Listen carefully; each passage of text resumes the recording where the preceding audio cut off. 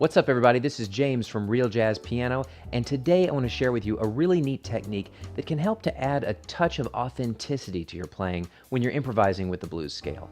Today we're going to talk about something that I call the top C technique. Let's check it out.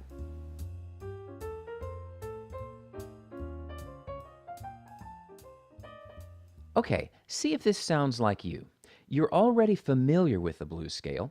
And for today, I'll be in C, and I'll be using the C minor blues scale in my examples. That is C, E flat, F, F sharp, G, and B flat.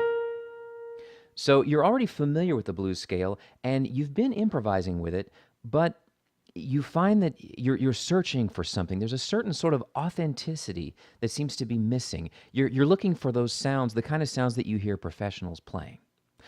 Well, the subject of authenticity in the blues is a really deep subject, and today's video is definitely not going to cover everything you could possibly know about it. But if this sounds like you, then I'd say that this video could be really helpful for you. I want to show you a technique that I call the top C technique. This technique has two rules. Rule number one, create a line with the blues scale that is within one octave.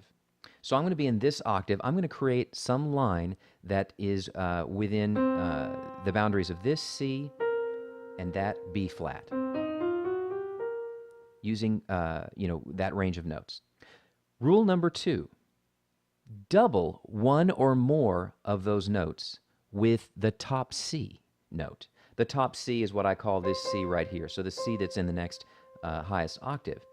So what I'm talking about here is we're going to literally play this C note at the same time as one or more of the other notes. That's it. Now, don't let the simplicity of this fool you. It's a really powerful technique, and you could really find some very authentic sounds using this. I'd like to show you a couple of examples. Let's start with a simple example, and then we'll move to a more complex one after that.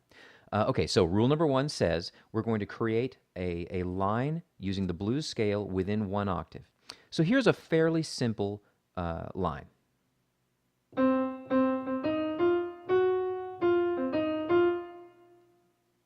I'll do that again.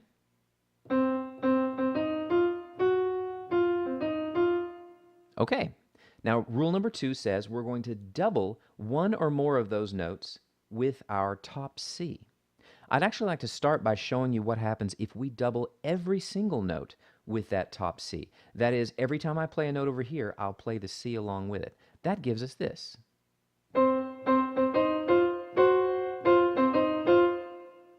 Pretty cool. I'll do that again.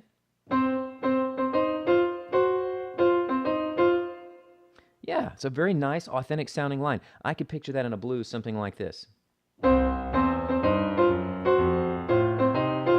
And so on, that kind of thing.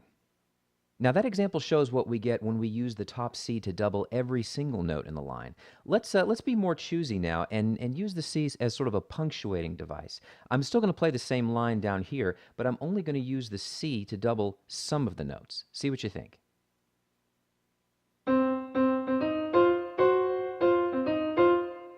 I'll do that again.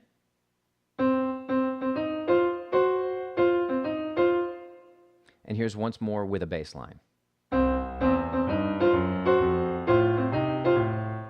Yeah, again, a really nice, authentic sound.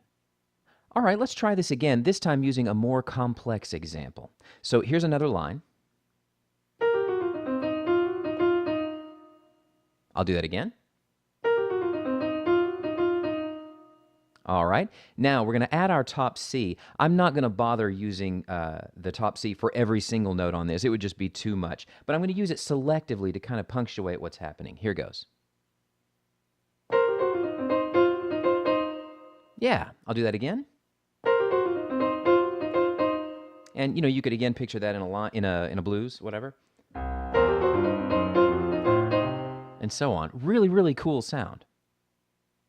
So my point today is not necessarily to teach you any lick in particular, but I want to really concentrate on the system and, showing you several different examples and hopefully inspiring you to really run with this in whatever way works for you.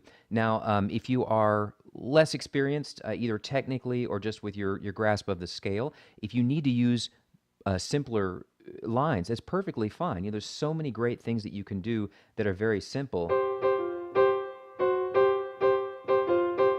All of those kinds of things. And if you have the experience and the facility to do more with it, then, run with it. What I want to do now is show you some examples in different styles to really give you a sense of how versatile this thing is, and again, just to give you more things to listen to. In these examples, I won't necessarily use the top C technique 100% of the time, but I'll try and really lean on it a lot, and hopefully you'll recognize it when you see it and hear it. I should make one small point before I give you these examples. You can actually use notes besides the minor blues scale notes, in this same kind of way. So, for example, the D and A are not part of the C minor blues scale, and in fact, the E as well. Now, these are actually all in the C major blues scale, but at any rate, my main point here is that we can deviate from that scale. So I could use those notes as well. I could do a line like, or, where I'm using the E note, or I can use the A as well. And that works with the top C as well. Okay, let's check out some examples. Our first will be this sort of walking bass, swinging blues thing that we've been playing with.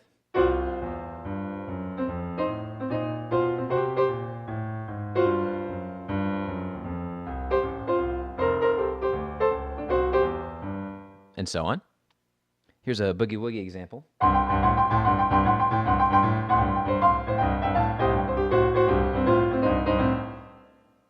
How about a slow stride?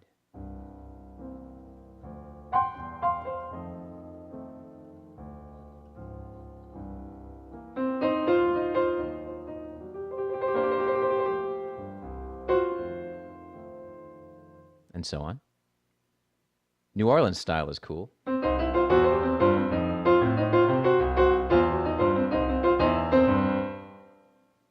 It's even possible to put this into a modern jazz context, something like this.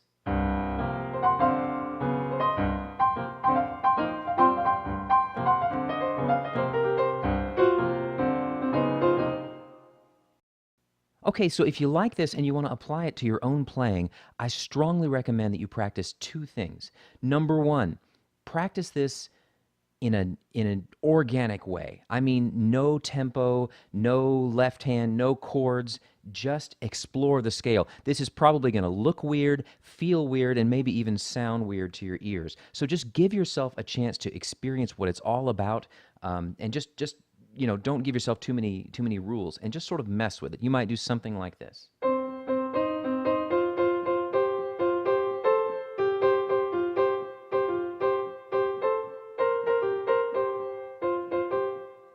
Just sort of get to know your way around it.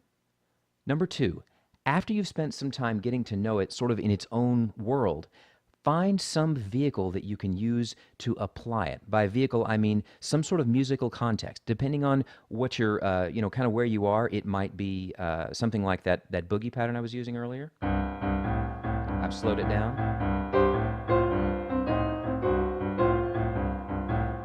So on. It could be, chords.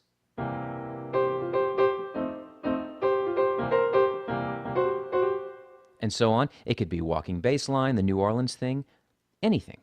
But I want to emphasize that you want to be very deliberate about this. You want to say to yourself, I will now practice playing with applying the top C technique to such and such, musical context. Give yourself a chance to really absorb that. And I think over time, you'll really kind of begin to take ownership of it. That's a great way to practice this technique. That's going to wrap things up for this time. Don't forget to like this video, subscribe to this channel, and practice the top C technique. Thank you so much for watching. We'll see you next time.